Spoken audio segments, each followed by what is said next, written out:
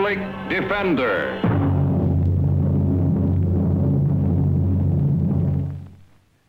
The public defender is a public servant employed by the community and responsible for giving legal aid without cost to any person who seeks it and is financially unable to employ private counsel. It is his duty to defend those accused of crime until they are proven guilty in a court of law. When tragedy strikes, it often leaves a scar of bitterness. The case involving State Highway Patrolman Don Nelson was no exception. Nelson and his partner Jack Miller were patrolling a lonely section of highway when they came upon a construction barricade, its warning light blown out by the wind.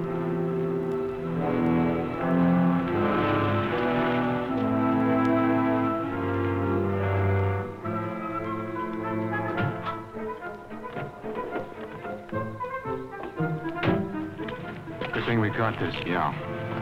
Got a match? No, I'll get one out of the car. Well, make it snappy, will you? We get off duty in an hour, and I've got a date for a game of handball. The guy's over 5 years old. You're a cinch to get beat. Just get the match, will you, wise guy? Meanwhile, just a few hundred yards from the barricade, a car approached. It carried two newlyweds. 2 weeks. Not a very long honeymoon. 2 weeks. Then Mr. Private First Class Tony Fraser is off to Japan. Probably never see him again. They don't make oceans that big. I'll see him again. You bet you will. Until you're sick of seeing him. Want to bet?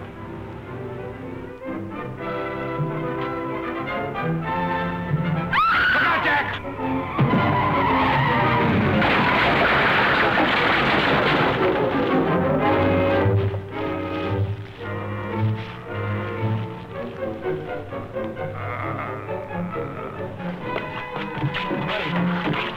Honey, are you all right?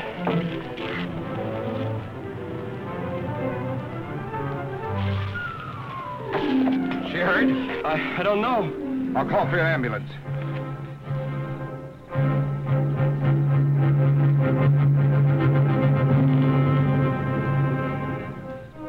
Wait a minute, officer. It's not what you think. Patrol Unit C, 52J calling. Come in, C52J. Reporting an accident with a private vehicle on 94, 7 miles south of Riceman Junction. Need an ambulance. Making an arrest on a 501. Violation of Vehicle Code 501. Accident while driving under the influence of alcohol involving injury. Suddenly, a honeymoon had turned into a nightmare.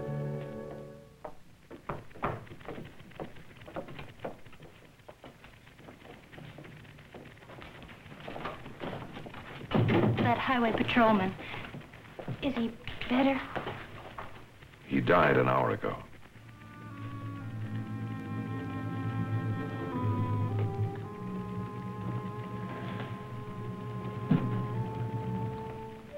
You must pull yourself together, Mrs. Fraser.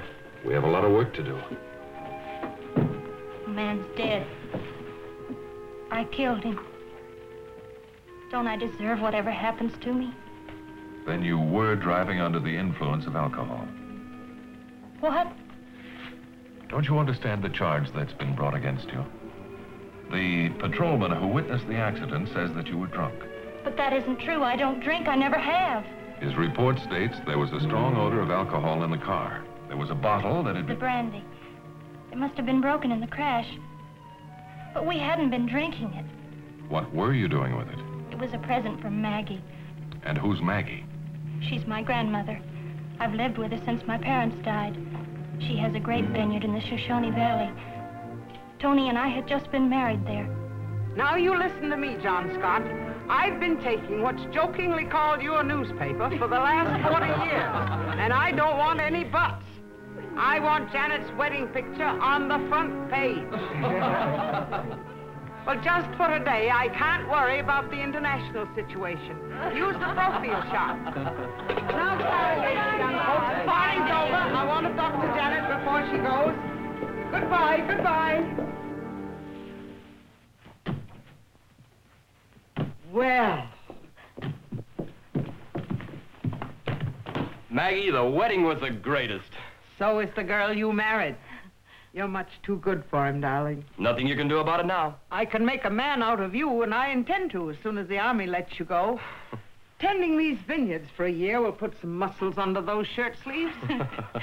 Well, we'd better go. We've got a 200-mile drive ahead of us. Oh, after that drive from camp, another 200 miles sounds like 2,000. Just like I say. Get out of the Army, and I'll make a man out of you.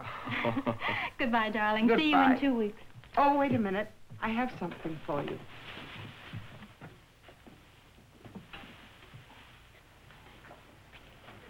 This brandy was bottled almost 100 years ago.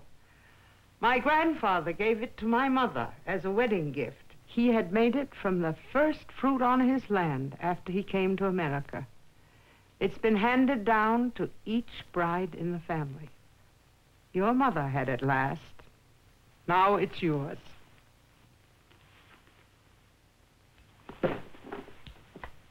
You know what, Maggie? You're a pretty nice egg at that. Oh, go on.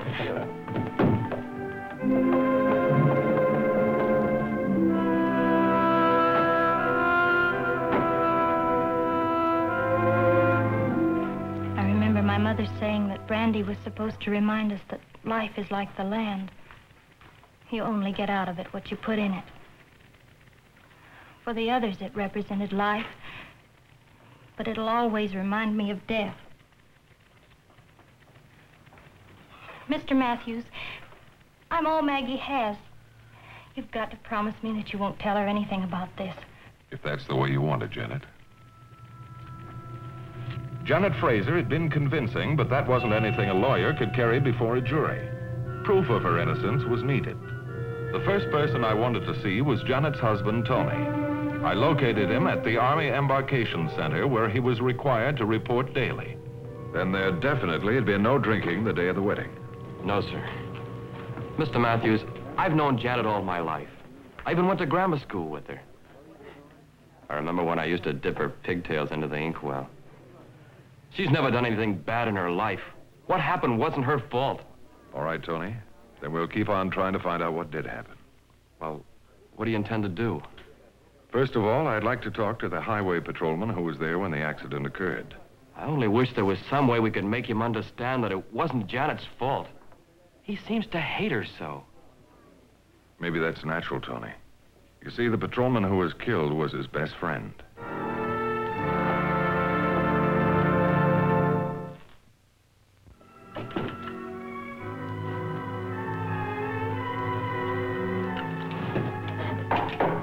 Come in. Are you Nelson? That's right. I'm Bart Matthews. I'm the public defender. I'd like to talk to you about Janet Fraser.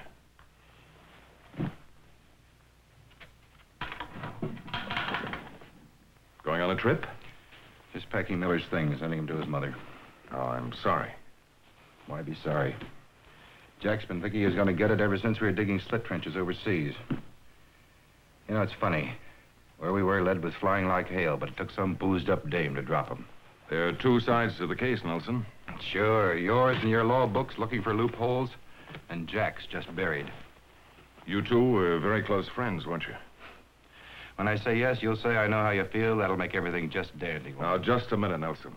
Let's understand one another. I came over here to talk about my client. That's no reason for you to boil over on me. There's every reason. You're trying to get her off, aren't you? Only if she's innocent. That's my job. Then bow out, mister. Because I'm the guy that was there, remember?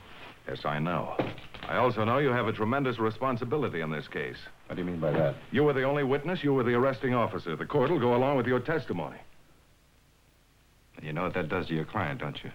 How can you be so sure about this girl? You didn't even give her a sobriety test. Well, excuse me for neglecting that, but a certain guy I know is dying in my arms.